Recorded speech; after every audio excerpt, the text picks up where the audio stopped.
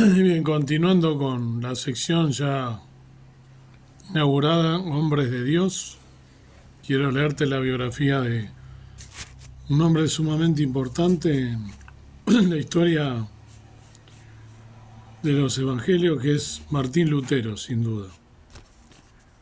1483-1546. Se han escrito más libros sobre el gran reformador alemán Martín Lutero que sobre cualquier otro personaje de la historia, a excepción de Jesucristo. Martín Lutero, 1483-1546, nació en Eisleben y estudió leyes en la Universidad de Erfurt. En 1505 se unió a los monjes agustinos después de un dramático voto durante una fuerte tormenta.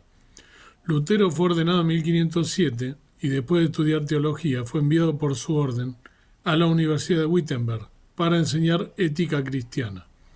En 1510-1511 visitó Roma, encomendado por su orden, y en 1512 se convirtió en doctor en teología y profesor de estudios bíblicos en Wittenberg.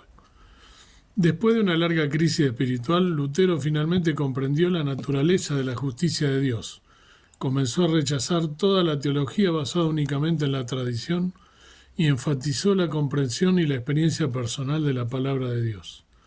Creyó que todas nuestras acciones provienen de Dios. El descubrimiento que Dios salva al pecador fue siempre decisivo para él, que no somos salvos por nuestras obras, sino solo por gracia y a través de la fe en Cristo Jesús. La visión de Lutero se hizo ampliamente conocida cuando publicó las 95 tesis en la puerta de la Catedral de Wittenberg.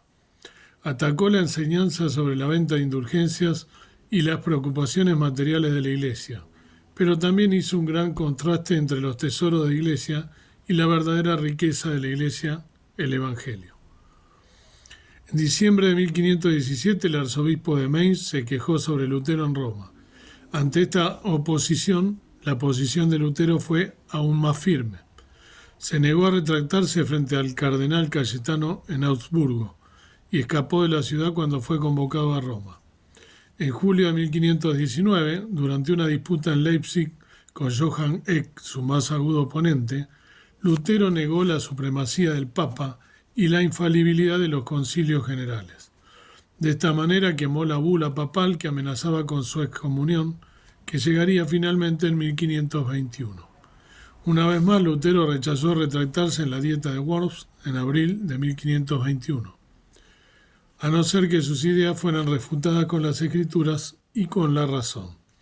Por su seguridad fue trasladado al castillo de Wartburg bajo la protección de Federico de Sajonia, y allí dedicó su energía para traducir el Nuevo Testamento al alemán para que la Biblia pudiera ser leída por todos. 8 meses más tarde, en 1522, Lutero regresó a Wittenberg, donde reformó la celebración del culto y liberando de las formas rígidas anteriores. Además destacó la predicación de la palabra, la Santa Cena y el canto de la congregación. En debate con Erasmo, Lutero argumentó que la salvación está enteramente en las manos de Dios y combatió la interpretación de Zwingliu sobre la Santa Cena como una conmemoración y no como la presencia real de Cristo en los elementos. Durante las revueltas campesinas 1524-25, se opuso a las llamadas hordas asesinas de campesinos, alejando a algunos de ellos. En 1530 Lutero aprobó la Confesión de Augsburgo, elaborada por Melanchthon, la cual llevó a un conflicto con el emperador. A pesar de todo, Lutero creyó que el Evangelio debía ser defendido siempre que fuera atacado. En 1537 Lutero escribió artículos de Esmalcada, un tratado de teología firmado por varios teólogos luteranos.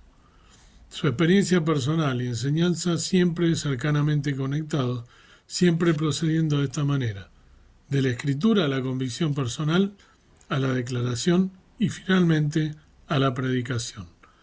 Lutero entendió la comunicación de Dios con la humanidad a través de su palabra. Cristo es la esencia de las Escrituras y en Cristo la palabra se hizo carne.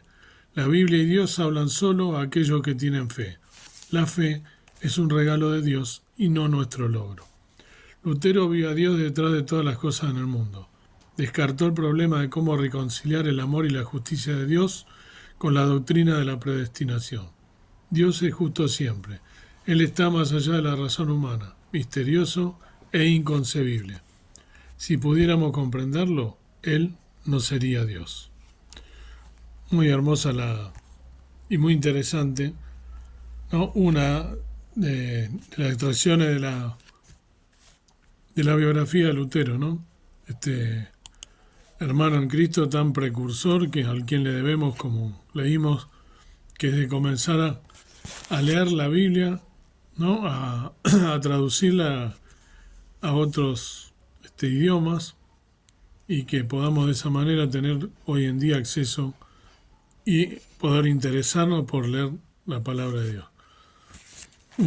Sin lugar a duda, uno de los baluartes, ¿no?, de la iglesia evangélica, porque era justamente protestante, como luego se le pondría, ¿no?, opuesto a la iglesia católica, y que sentó las bases para que el evangelio y las buenas doctrinas basadas en la palabra de Dios fueran justamente y puedan llegar hasta nuestros días.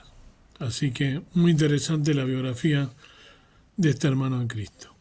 Padre nuestro, una vez más, para agradecerte por este hermoso hermano, el cual, junto con Calviño y con otros, han llevado el Evangelio a los distintos lugares donde no se llegaba, y gracias a esa intención que tuvo él y a la lucidez que vino de lo alto, pudo también temer a Dios y encontrar la verdad en la palabra de Dios misma, al leer la Biblia y a interpretarla. Gracias por todos los siervos que han sido tan preciosos y de distintas formas importantes para que el Evangelio llegara hasta nuestros días.